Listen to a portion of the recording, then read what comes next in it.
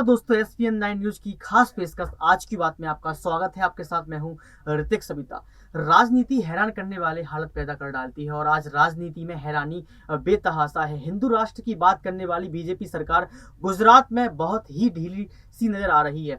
इस बार बीजेपी कांग्रेस से ज्यादा आम आदमी पार्टी को चैलेंज के तौर पर देख रही है, क्योंकि यह उसी की भाषा में बात कर रही है। यानी आम आदमी पार्टी भी अब हिंदुत्व की भाषा बोल रही है। अमित शाह कह रहे हैं कि आम आदमी पार्टी के गुजरात प्रमुख गोपाल इटालिया ने बीजेपी के खिलाफ काफी आक्रामक रुख अपनाया है। अमित शाह इस बात की चिंता क्यों कर रहे हैं? आखिर उनको क्या लग रहा है कि इस बात का क्या मतलब हो सकता है? आप समझ सकते हैं इस बात को कि वो ये ऐसा क्यों कह रहे हैं, उनको ऐसा क्यों लग रहा है कि ये आक्रामक हमला था। ये आप सभी दर्शक वर्ग समझ रहे हैं। कहीं ना कहीं एक डर जैसी भावना बीजेपी पार्टी के अंदर झलक रही है। शाह ने एक बार बात और कही है कि वो कह रहे हैं कि आम आदमी पार्टी गुजरात के लोअर मिडिल क्लास पर फोकस कर रही है।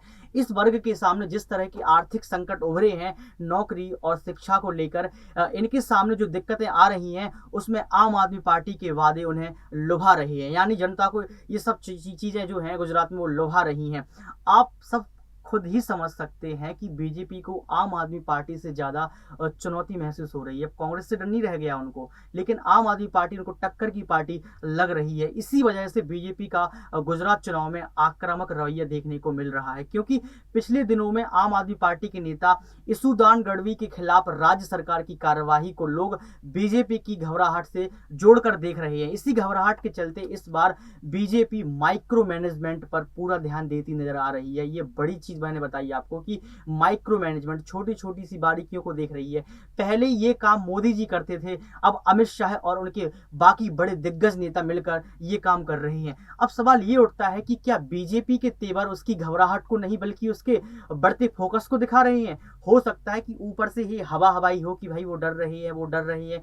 ये मीडिया में ये खबर फैलाई जा रही हो, लेकिन उनका जो फोकस हो वो बहुत तीव्र हो, वो बहुत सालिन फोकस हो कि मुझे बस जीतना है गुजरात को। अब एक सवाल ये भी उठ रहा है कि क्या कांग्रेस शहरी क्षेत्रों से ज्यादा ग्रामीण क्षेत्रों पर ध्यान दे रही है? क्योंकि कांग्रेस को भी गुजरात से खारिज करना चाहती है आम आदमी पार्टी और बीजेपी। ये कह रहे हैं कि गुजरात जो है वो गुजरात से खारिज करना चाहते हैं कांग्रेस पार्टी को, और बीजेपी पार्टी वहां अपनी सत्ता जमाना चाहती है। लेकिन बीजेपी के सामने ग्रामीण क्षेत्रों में कांग्रेस की मजबूती एक चुनौती है।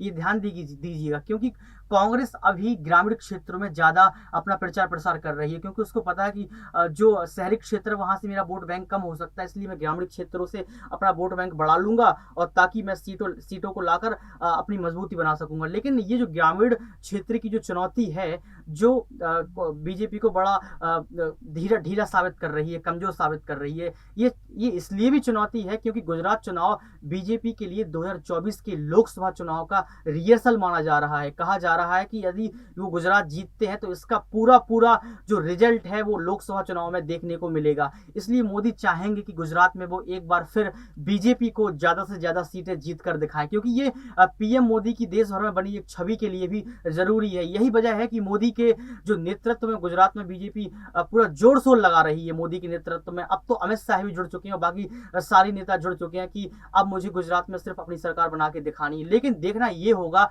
क्या मोदी की सरकार गुजरात में बन पाएगी, क्या गुजरात जीत पाएगी मोदी सरकार? ये बड़ा सवाल है। क्या एक सवाल और भी है, क्या मोदी मंत्र गुजरात में काम आएगा? ये भी बहुत बड़ा सवाल है। बहरहाल हम खबरों की गहराई को टटोलते रहेंगे और आपको हकीकत से रूबरू कराते रहेंगे। देखते रहिए SPN9 न्यूज। बहुत शुक्रिया।